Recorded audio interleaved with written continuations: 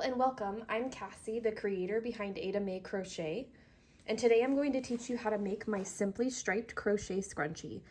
I love this pattern because it works up pretty quick, which makes it great as a last-minute gift or a product for a market.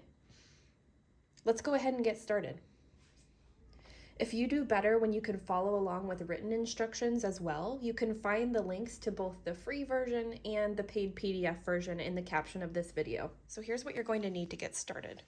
You'll want 80 yards of a worsted weight yarn. I've chosen to use Caron All Day Cotton yarn in the color Moss. I really like this yarn because it's mercerized, which makes the stitches end up really well defined. You're also going to need an H hook or 5mm hook, a hair tie, and a tapestry needle. I'm going to start by making a slip knot and chaining 20.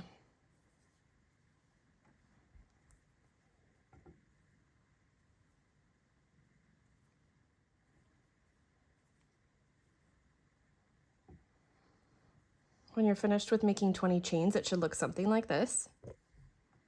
And then we need to do something tricky to make sure that the back bumps of these chains end up all facing outwards when we link them together around the hair tie.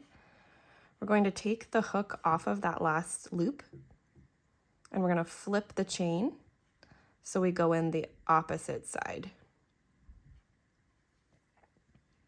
Then we're going to grab our hair tie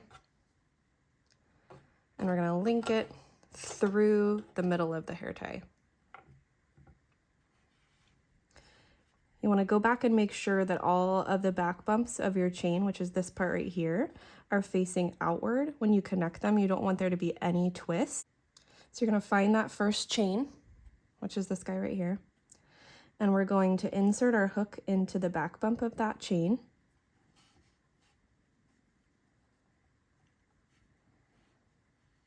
And pull a loop through to connect it to the other side. So now we have the base of our project. So for round one, we're going to be working half double crochet stitches in all of the back bumps of the chain that we made. That's this part right here. We'll start by chaining one and then working a half double crochet stitch into the same stitch we slip stitched into at the end of our chain. And then you'll continue working half double crochet stitches throughout the rest of the round. So when you finish your first round, you should have something that looks like this. The next step that we're going to do is slip stitch to connect back to the first half double crochet of that round. So that's right here. And that's round one. Round two is actually just continuing to make slip stitches into each of the half double crochet stitches from the previous round. So let's go ahead and do that now. We're going to insert our hook into the next stitch, pull a loop through, and there's one slip stitch. We're going to slip stitch into each of those stitches around. Make sure that you keep them a little bit loose so that it doesn't pull on these rows that have the slip stitches.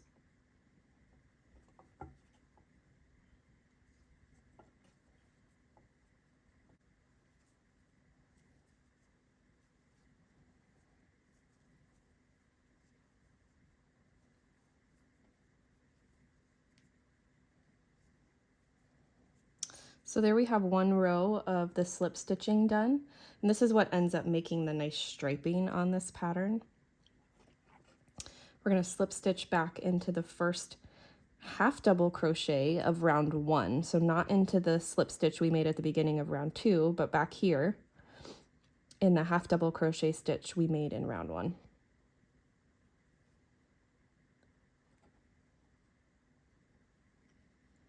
We're going to chain one to start round three. So that same space we just slip stitched into is going to be the same space we'll work all of our half double crochet stitches in this round. This chain one at the beginning of each round does not count as a stitch, so that's where we're going to start making our half double crochets. Right here. Just like that. And you're going to continue working the half double crochet stitches in that same space all the way around your work.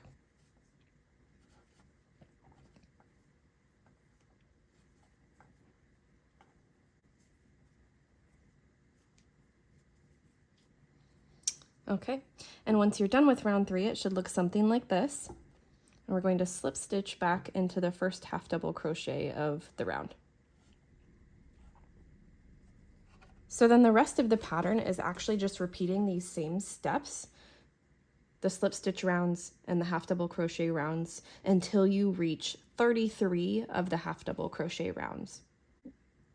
I wanted to stop and show you what it looks like after we've gotten a couple repeats in of rows 2 and 3. Okay, so after you've worked round 65 or 33 half double crochet rows, your scrunchie should look something like this. And now the only thing left is to join the chain edge with the last row of half double crochets. Before you start joining, you're going to want to make sure that your scrunchie is really just in a straight tube shape. You don't want any twists to be happening, or else your scrunchie is going to be twisted in certain spots. We're going to use the flat slip stitch join technique to connect these two ends to each other. So I want to show you a little bit about the anatomy of the stitches.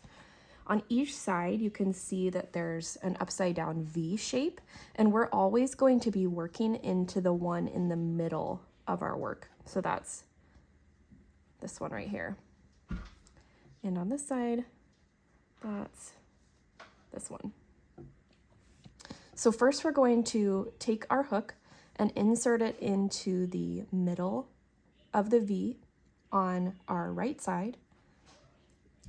We always want our working yarn to be in between the two sides, so I'm holding it here. On the opposite side, we're going to insert our hook again into the middle of the V, and you should have 3 loops on your hook. You're going to yarn over and pull through all 3 loops. And it makes what looks like a slip stitch, so that's why it's called the flat slip stitch join technique. Let's do that a couple more times. Insert here, insert here, yarn over, pull through all 3 loops. Insert here, insert here, yarn over, pull through all 3 loops. When you've joined all the way around, now it's time to fasten off and weave in your ends. And the great thing about having this kind of tube shape that the scrunchie creates is that we don't really have to secure the string. We can just tuck it inside of our scrunchie. So I'm just going to use the tapestry needle to feed it inside of the scrunchie and just pull it out from another side. We're going to tug a little bit so that after I cut it, it hides back inside of the scrunchie. And we have a finished scrunchie. Thank you guys so much for following along. Make sure you subscribe so you don't miss out on any future patterns I release. Bye!